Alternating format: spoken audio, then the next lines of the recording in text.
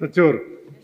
ಮಾನ್ಯ ಅಧ್ಯಕ್ಷರೇ, ನಮ್ಮ ರವಿಯವರಿರ್ಬೋದು, ಕೇಶವ್ ಅವರಿರ್ಬೋದು, ನಮ್ಮ ಡಾಕ್ಟ್ರು ಭೋಜೇಗೌಡರು, ನಮ್ಮ ದಿನೇಶು, ರವಿಯವರು ಮತ್ತು ನಮ್ಮ ಇನ್ನೊಬ್ಬರು ಸದಸ್ಯರು ರವಿಕುಮಾರ್ ರವಿ ಶಾ ಲಾಸ್ಟ್ ಚಿದಾನಂದ್ ಇಷ್ಟು ಜನ ಹೇಳಿದ್ರು. ಅದರಲ್ಲಿ ಬಹುಶಃ ನಮ್ಮ ರವಿಯವರು ಹೇಳಿದ್ದು ನನಗೆ ಭಾಳ ಸೂಕ್ತವಾದಂಥ ಸಲಹೆನೇ ಕೊಟ್ಟಿದ್ದಾರೆ. ಅವರಿಗೆ ನಾನು ಮಾಹಿತಿ ಕೊಡಲೇಬೇಕಾಗುತ್ತೆ. ನಮ್ಮ ನಿರಾಣಿಯವರು ಆತಂಕ ಬೇಡ, ನಾವು ತೀರ್ಮಾನ ತಗೊಂಡಿರೋದ್ರಲ್ಲಿ ಮುಂದೇನೂ ಅಷ್ಟೇ, ಇವತ್ತು ತೊಗೊಂಡಿರೋದ್ರೂ ಅಷ್ಟೇ, ಯಾವುದೇ ಯೂನಿವರ್ಸಿಟಿನ ಮರ್ಜ್ ಮಾಡೋದಾಗಲಿ ಬದಲಾವಣೆ ಕ್ಲೋಸ್ ಮಾಡೋದಾಗಲಿ ಪ್ರಶ್ನೆ ಇಲ್ಲ. ಕೃಷಿಗೆ ಸಂಬಂಧಪಟ್ಟದ್ದು ಅದು ವೆಟರ್ನರಿ ಇರ್ಬೋದು, ಸಿರಿಕಲ್ಚರ್ ಇರ್ಬೋದು, ತೋಟಗಾರಿಕೆ ಇರ್ಬೋದು, ಅಗ್ರಿಕಲ್ಚರ್ ಇರ್ಬೋದು, ಯಾವುದೇ ಮಾಡಲ್ಲ, ಅದ್ರ ಬಗ್ಗೆ ಇದಿಲ್ಲ. ಮಾಡಲ್ಲ ಅಂತ ಹೇಳ್ಬಿಟ್ವಲ್ಲ, ಹೇಳಿದ್ದಾರೆ. ಸೊ ಹೇಳಿದ್ವಿ. ಸೊ ನಮ್ಮ ದುಡ್ಡು ಅಂತ ಹೇಳಿದ್ರು, ಇದು 1931ರಲ್ಲಿ ನಮ್ಮ ಮಹಾರಾಜರು ನಾಲ್ವಡಿ ಕೃಷ್ಣರಾಜ ಒಡೆಯರು ಕೃಷಿ ಸಂಶೋಧನಾ ಕೇಂದ್ರವನ್ನು ಸ್ಟಾಪ್ ಮಾಡ್ತಾರೆ. ಈ ರಾಜ್ಯದಲ್ಲಿ ಯಾವುದಾದ್ರು ವಿಶ್ವವಿದ್ಯಾನಿಲಯ ಕೃಷಿದು ಆಗಬೇಕಾಗಿದ್ದರೆ ಮೊದಲನೇದೇ VC ಫಾರಮ್ನಲ್ಲಿ ಆಗಬೇಕಾಗಿತ್ತು. ಸ್ವತಂತ್ರ ಪೂರ್ವ 1931ರಲ್ಲಿ 650 ಎಕರೆನ ಮಹಾರಾಜರು ಜಾಗ ಕೊಟ್ಟು ಅಲ್ಲಿ ಸಂಶೋಧನೆಯನ್ನು ಪ್ರಾರಂಭ ಮಾಡ್ತಾರೆ. ನಮ್ಮ ಬ್ರಿಟಿಷ್ ಕಾಲದಲ್ಲಿದ್ದಂಥ ಡಾಕ್ಟರ್ ಲೆಸ್ಲಿ ಸಿ ಕೋಲ್ಮನ್ ಅವರ ನೇತೃತ್ವದಲ್ಲಿ ಈ ಸಂಶೋಧನೆಯನ್ನು ಸ್ಟಾರ್ಟ್ ಮಾಡ್ತಾರೆ. ಇದು ಎಲ್ಲ ಯೂನಿವರ್ಸಿಟಿಗಿಂತ ಹೆಚ್ಚು ಇತಿಹಾಸ ಇರತಕ್ಕಂಥದ್ದು ನಮ್ಮ VC ಫಾರಮ್. ದುರಾದೃಷ್ಟ ನನಗೆ ನಮ್ಮ ಜಿಲ್ಲೆ ರಾಜಕೀಯದಲ್ಲಿ ಭಾಳ ಮಂಡ್ಯ ಅಂದರೆ ಎಲ್ರಿಗೂ ಮಂಡ್ಯ ಅಲ್ವಾ ಅನ್ನೋ ಥರ ಮಾತಾಡ್ತಾರೆ. ಆದರೆ ನಮಗೆ ಸಾವ್ಕಾರ್ ಚೆನ್ನೈನವರು, ವೀರಣ್ಣಗೌಡರು ಆವಾಗಲೇ ಮುಖ್ಯಮಂತ್ರಿ ಆಗಬೇಕಾಗಿತ್ತು. ಆದರೆ ದುರಾದೃಷ್ಟ ಆಗಲಿಲ್ಲ. ನಮ್ಮ ಶಂಕರೇಗೌಡರು ಎಷ್ಟೆಲ್ಲ ಹೆಸರಿದೆ, MLA ಆಕೆ ಬಿಡಲಿಲ್ಲ. ನಮ್ಮ ಮಂಡ್ಯದವರೇ, ಬೇರೆ ಯಾರೂ ಅಲ್ಲ. ಅವ್ರು ಮಂತ್ರಿ ಆದರೂ MLC ಆಗಿ. ಚೌಡಯ್ಯನವರು ಭಾಳ ಸಂಸದರು, ಆದರೆ ಅವರು ಮಂತ್ರಿ ಆಗೋಕ್ಕೆ ಆಗಲಿಲ್ಲ. ನನಗೆ ನೀವು ಹೇಳ್ದಂಗೆ ನಿಮ್ಮ ಹೆಸ್ರಿಗೋಸ್ಕರ ಮಾಡ್ತಾಯಿದ್ರಿ. ಹೌದು, ಅದು ಕಾಕತಾಳೆ ಏನಾಗುತ್ತೆ. ನಾನು ಹೆಲ್ತ್ ಮಿನಿಸ್ಟರ್ ಆದಾಗ ನಮ್ಮ ಯಜಮಾನರು ಇದ್ದರು, ಮೆಡಿಕಲ್ ಕಾಲೇಜ್ ತಂದು. ಟ್ರಾನ್ಸ್ಪೋರ್ಟ್ ಮಿನಿಸ್ಟರ್ದಾಗ KSRTC ಡಿವಿಷನ್ ತೊಗೊಂಬಂದು, ಈಗ ಕೃಷಿ ತಂದು ಅಂದಾಗ ಸಹಜವಾಗಿ ಇದು ಆಕ್ಷೇಪಣೆ ಅಲ್ಲ, ಅಲ್ಲಲ್ಲ ಆಕ್ಷೇಪಣೆ ಅಲ್ಲ. ಈ ಸದನದ ಮೂಲಕ ಜಿಲ್ಲೆಗೂ ಒಂದು ಸಂದೇಶ ಹೋಗ್ಲಿ. ನಾನು ಒಪ್ಕೋತೀನಿ. ರಿಯಲಿ ನೀವು ಹೇಳಿದ್ದನ್ನ 100% ಒಪ್ತೀನಿ, ವಿರೋಧ ಮಾಡಿಲ್ಲ. ಇಲ್ಲ, ಯಾಕೆ ತಂದಿದ್ದೀರಿ ಅಂತ ಹೇಳಿಲ್ಲ. ನಾನು ಒಪ್ತೀನಿ. ಅದು ಆ ಕಾಕತಾಳೆ ಏನಾಗಿದೆ. ಈಗ ನಾನು ಕೃಷಿ ಸಚಿವನಾದಾಗ ಕೃಷಿ ವಿಶ್ವವಿದ್ಯಾಲಯ ಅಂತಂದ್ರೆ ಸಹಜವಾಗಿ ಚಲುವರಾಯಸ್ವಾಮಿಯವರು ಒಂದೊಂದು ಇಲಾಖೆಗೆ ಹೋದಾಗ ಒಂದೊಂದು ಅಂತ. ಕೃಷಿ ಸಚಿವರು ಯಾರೂ ಆಗಿರಲಿಲ್ಲ ಮಂಡ್ಯದಲ್ಲಿ. ಇಷ್ಟೆಲ್ಲ ರಾಜಕೀಯ ಹಿನ್ನೆಲೆ ಇದ್ರೂ ಕೃಷಿ ಭಾಳ ರೈತರ ಮಂಡ್ಯದಿಂದ ಡೆಲ್ಲಿವರೆಗೂ ರೈತರ ಬಗ್ಗೆ, ಮಂಡ್ಯದ ಬಗ್ಗೆ ಮಾತಾಡಿದ್ರು. ಕೃಷಿ ಸಚಿವರಾಗಿಲ್ಲ. ಈ ಸಲ ನಮ್ಮ ಹೈಕಮಾಂಡ್ ಇರ್ಬೋದು, ಮುಖ್ಯಮಂತ್ರಿಗಳು DK ಶಿವಕುಮಾರ್ ಅವರು, ಸಿದ್ದರಾಮಯ್ಯವರು ನನಗೊಂದು ಅವಕಾಶ ಕೃಷಿನಲ್ಲಿ ಕೊಟ್ಟಾಗ ಬಹುಶಃ ಭಾಳ ಜನ ಹೇಳಿದ್ರು ಇದೇನು ಅಂತ. ನಾನು ಭಾಳ ಸಂತೋಷ ತಗೊಂಡು 1 ವರ್ಷ ಆದಮೇಲೆ ಇನ್ನೂ ಸಂತೋಷ ಆಯ್ತಾನೆ. ಈ ಇಲಾಖೆಯಲ್ಲಿ ಕೆಲಸ ಮಾಡ್ತಕ್ಕಂಥದ್ದು ಹೇಳಿದ್ರು ಭಾಳ ಜನ. ನಾವು ಸಮಗ್ರ ಕೃಷಿಗೆ ಸಾಕಷ್ಟು ಒತ್ತು ಕೊಡ್ತಾ ಇದ್ದೀವಿ ಮತ್ತು ಸಾವಯವ ಕೃಷಿಗೆ ಒತ್ತು ಕೊಡ್ತಾ ಇದ್ದೀವಿ. ಈ ಯೂನಿವರ್ಸಿಟಿನ ಸಾಕಷ್ಟು ರೈತರ ಜೊತೆ ಸಂಪರ್ಕ ಇಟ್ಕೋಬೇಕು, ರಿಸರ್ಚ್ಗೆ ಹೆಚ್ಚು ಒತ್ತು ಕೊಡ್ತಾ ಇದ್ದೀವಿ. ನಾನು ಬಹುಶಃ ಹೆಚ್ಚು ಪ್ರಚಾರ ಆಗ್ತದೋ ಇಲ್ವೋ ಗೊತ್ತಿಲ್ಲ ನನಗೆ. ಸಾಕಷ್ಟು ರೈತರನ್ನ ಭೇಟಿ ಮಾಡಿದ್ದೀನಿ, ಕೋಲಾರದಿಂದ ಬೆಳಗಾಂನವರೆಗೂ.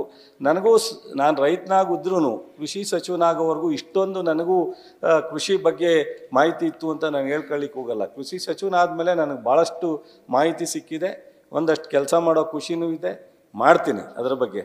ಇದು ಈ ಜಾಗ ಮತ್ತು ಇಲ್ಲಿ ಮಾಡ್ತಾ ಇರ್ತಕ್ಕಂಥದ್ದು ಭಾಳ ಇತಿಹಾಸ ಇರ್ತಕ್ಕಂಥ VC ಫಾರಮ್ಮು.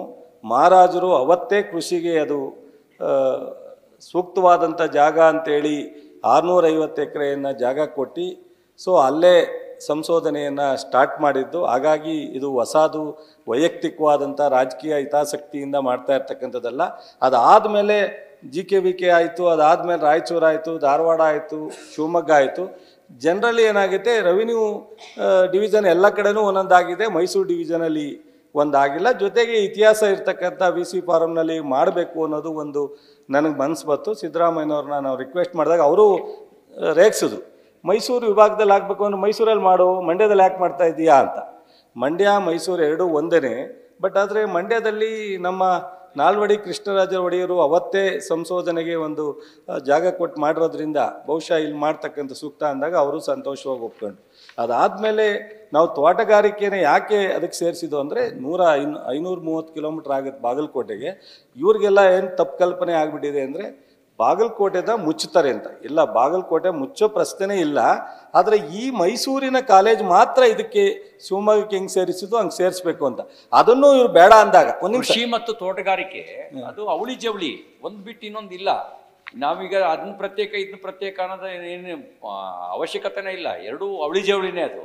ಆಮೇಲೆ ಈ ಕಾಲೇಜನ್ನು ಇಲ್ಲಿಗೆ ತೋಟಗಾರಿಕೆ ಸೇರಿಸಿದ್ರು ಇದು ಈ ಕಾಲೇಜ್ ಮಾತ್ರ ಸೇರಿಸಿರ್ತೇವನ್ನ ತೋಟಗಾರಿಕೆ ವಿಶ್ವವಿದ್ಯಾಲಯನ ಮುಚ್ಚೋ ಪ್ರಶ್ನೆ ಇರಲಿಲ್ಲ.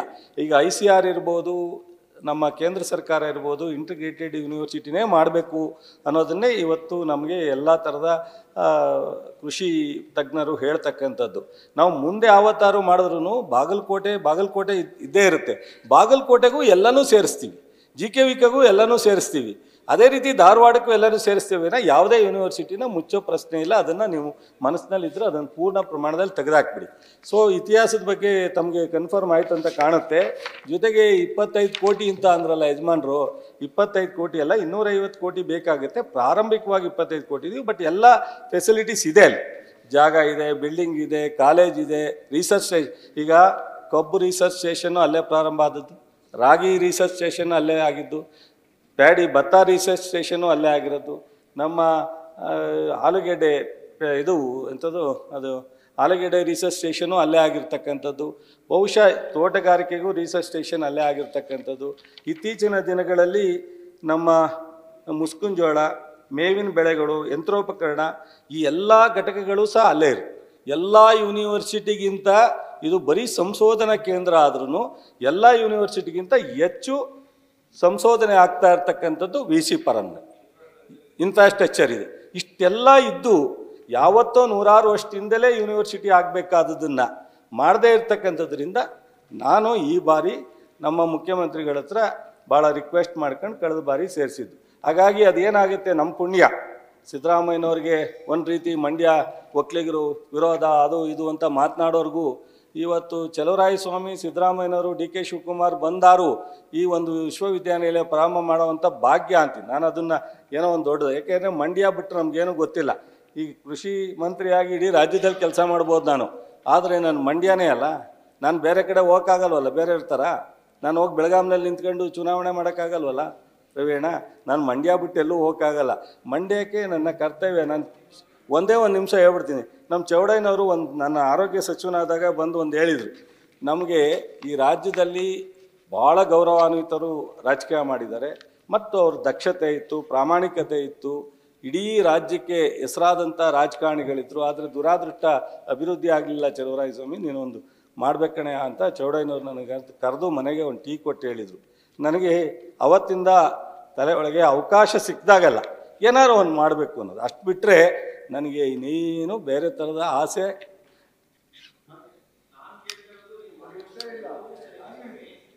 ಅದಕ್ಕೆ ಹೇಳ್ತೀನಿ.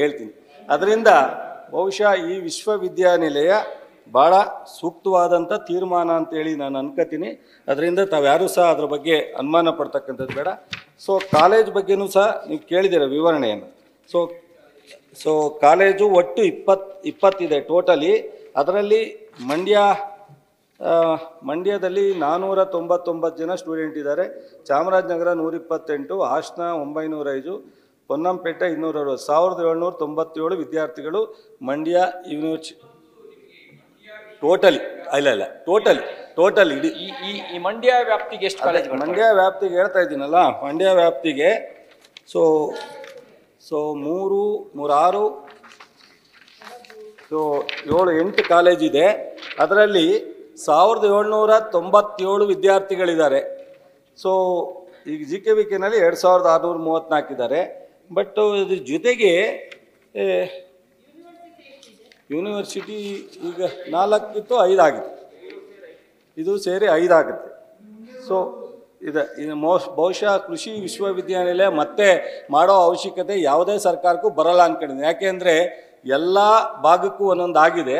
ಸೊ ಅಲ್ಲಿ ನಾವು ಹೆಚ್ಚು ಒತ್ತು ಕೊಟ್ಟು ರೈತರಿಗೆ ಏನೇನು ಬೇಕೋ ಅದು ಸಂಶೋಧನೆ ಮಾಡಿ ಅಥವಾ ಹೊಸ ತಳಿಗಳನ್ನ ಕೊಡ್ತಕ್ಕಂಥದ್ದು ಇರ್ಬೋದು, ಮತ್ತು ಬರ್ತಕ್ಕಂಥ ಸಮಸ್ಯೆಗಳಿಗೆ ಪರಿಹಾರ ಕೊಡ್ತಕ್ಕಂಥದ್ದು ಇರ್ಬೋದು, ಅದನ್ನು ಕೊಟ್ಟರೆ ಸಾಕಾಗುತ್ತೆ. ಬಹುಶಃ ಆ ಥರದಿಲ್ಲ.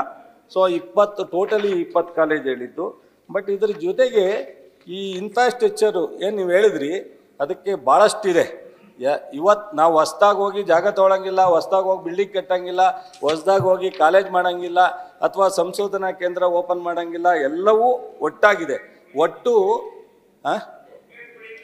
11,452 ಜನ. ಇದ್ರ ಜೊತೆಗೆ ಚುಂಚನಗಿರಿ ಸಂಸ್ಥೆಯವರು ಫಸ್ಟ್ ಟೈಮ್ ನಾವು ನಮ್ಮ ಸರ್ಕಾರ ಬಂದ ಮೇಲೆ, ನಾನು ಕೃಷಿ ಸಚಿವನಾದಮೇಲೆ, ಮಹಾರಾಷ್ಟ್ರದಲ್ಲಿ ಸಾಕಷ್ಟು ಪ್ರೈವೇಟ್ ಕಾಲೇಜ್ ಇದೆ, ಆದರೆ ನಮ್ಮಲ್ಲಿ ಯಾವುದು ಇಲ್ಲಿವರೆಗೆ ಸ್ವತಂತ್ರದ ನಂತರ ಕಾಲೇಜ್ ಕೊಟ್ಟಿರಲಿಲ್ಲ. ಪ್ರೈವೇಟ್ ಕಾಲೇಜ್ಗೆ ಎಲ್ಲ ಥರದ ಕಂಡೀಷನ್ಗಳನ್ನ ಹಾಕ್ಕೊಂಡು ಚುಂಚನಗಿರಿಯ ಸಂಸ್ಥೆಯವರು ಭಾಳ ವರ್ಷದಿಂದ ನಮ್ಮ ದೊಡ್ಡ ಸ್ವಾಮೀಜಿ ಇದ್ದಾಗಲಿಂದನೂ ಕೇಳಿದರು. ಮೈಸಂದ್ರದಲ್ಲಿ ಅವರ ತುಮಕೂರು ತಾಲೂಕು ಬರುತ್ತೆ, ಅವ್ರಿಗೂ ಒಂದು ಪ್ರೈವೇಟ್ ಕಾಲೇಜನ್ನು ಕೊಟ್ಟಿದ್ದೀವಿ. ಹಾಸನಕ್ಕೆ ಇದು ಕರಿಗೌಡರು ಅಂತ MLA ಇದ್ದರು ಕನಕಪುರ, ಅವ್ರದ್ದು ಒಂದು ಸಂಸ್ಥೆ ಇತ್ತು, ಭಾಳ ಚೆನ್ನಾಗಿ ನಡೆಸ್ತಾ ಇದ್ದಾರೆ. ಅವ್ರದ್ದು ಒಂದು 2 ಪ್ರೈವೇಟ್ ಕಾಲೇಜು ಕೊಟ್ಟಿದ್ದೀವಿ. ಹೀಗಾಗಿ ಬಹುಶಃ ನಾವು ತಂದಿರ್ತಕ್ಕಂಥದ್ದು ನಮ್ಮ ಭಾಗದ ಈ ಒಣ ಪ್ರದೇಶ ಏನಿದೆ, ಬಯಲುಸೀಮೆ ಅಂತ ಏನು ನಾವು ಅಂತೀವಿ, ಈ ಭಾಗದಲ್ಲಿ ಅತ್ಯಂತ ಅವಶ್ಯಕತೆ ಇತ್ತು. ಬಹುಶಃ ಇಡೀ ರಾಜ್ಯದ ಜನ ಅಲ್ಲ, ಭಾಳಷ್ಟು ಜನ ಕೃಷಿ ತಜ್ಞರು ಮಂಡ್ಯಕ್ಕೆ ಯಾಕೆ ಯೂನಿವರ್ಸಿಟಿ ಮಾಡಲಿಲ್ಲ ಅನ್ನೋದು ಕೇಳ್ತಿದ್ರೆ ವಿನಾ, ಸೊ ಬೇರೆ ಮಾಡಿದ ತಪ್ಪು ಅಂತ ಯಾರು ಕೇಳ್ತಿರಲಿಲ್ಲ. ಅದೇ ರೀತಿ ನೀವು ಸಹ ಎಲ್ಲ ಸೊ ಅದ್ರ ಬಗ್ಗೆ ಒಂದಷ್ಟು ಸಜೆಷನ್ ಕೊಟ್ಟಿದ್ರೆ ವಿನಾ ಎಲ್ಲರೂ ಒಪ್ಪಿದ್ದೀರ. ಅದು ಅತ್ಯಂತ ನನಗೆ ಸಂತೋಷ ಆಗಿದೆ. ದಯಮಾಡಿ ಕೊನೆಯದಾಗಿ ಮೋಡಲ್ ಯೂನಿವರ್ಸಿಟಿ ಮಾಡಿ ಸರ್. ಕೊನೆಯದಾಗಿ ನೋಡಿ, ನಿಮಗೆ ಒಂದು ಆತಂಕ ಇರೋದು ಹೇಳ್ಬಿಡ್ತೀನಿ. ಸದರಿ ವಿಧೇಯಕದಲ್ಲಿ ಹಾಗೆ ಮರುಸಂಖ್ಯೆ ನೀಡಲಾದ 3ನೇ ಖಂಡದಲ್ಲಿ 3ನೇ ಖಂಡದ ಮೂಲಕ ಪ್ರತಿ ಯೋಜಿಸಲು ಉದ್ದೇಶಿಸಿರುವ 4ನೇ ಪ್ರಕರಣದ 1ನೇ ಉಪಕರಣದಲ್ಲಿ ತೋಟಗಾರಿಕೆ ಎಂಬ ಪದವನ್ನು ಕೈ ಬಿಡಲಾಗಿದೆ ಅಂತ ನಿನ್ನೆ ಹೇಳ್ಬಿಟ್ಟಿದ್ವಿ. ಸೊ ಮತ್ತು ಕ್ಯಾಬಿನೆಟಲ್ಲೂ ಸಹ ನಮ್ಮ ತಿಮ್ಮಾಪುರ್ ಇರ್ಬೋದು, HK ಪಾಟೀಲ್ ಇರ್ಬೋದು, ನಮ್ಮ ಸಭಾಪತಿಗಳು ಸಹ ನನಗೆ ಫೋನ್ ಮಾಡಿದರು. ಅವರೆಲ್ಲರ ಸೂಚನೆಯಂತೆ, ಅಭಿಪ್ರಾಯದಂತೆ ಕ್ಯಾಬಿನೆಟಲ್ಲೂ ಸಹ ಬಾಗಲಕೋಟೆಯ ವ್ಯಾಪ್ತಿಗೆ ಬರುವಂಥ ಎಲ್ಲ ಸಂಶೋಧನಾ ಎಲ್ಲ ಘಟಕಗಳು ಕಾಲೇಜುಗಳನ್ನ ಈ ಒಂದು ಬಿಲ್ಲು ಮತ್ತು ತಿದ್ದುಪಡಿಯಲ್ಲಿ ಹೊರತುಪಡಿಸುವಂಥ ಕ್ಯಾಬಿನೆಟಲ್ಲೂ ಸಹ ಅಪ್ರೂವ್ ಮಾಡಿ. ಅದರಿಂದ ನೀವು ಮತ್ತೆ ಆತಂಕ ಪಡ್ತಕ್ಕಂಥದ್ದು ಬೇಡ. ದಯಮಾಡಿ ನಿಮ್ಮೆಲ್ಲರ ಒಪ್ಪಿಗೆ ಅಂತ ಕೇಳ್ತಾ ಇದ್ದೀನಿ ಅಧ್ಯಕ್ಷ. ನ್ಯೂಸ್ ಫಸ್ಟ್ ನಿರ್ಭೀತಿಯಿಂದ ನಿಮ್ಮ ಪರವಾಗಿ.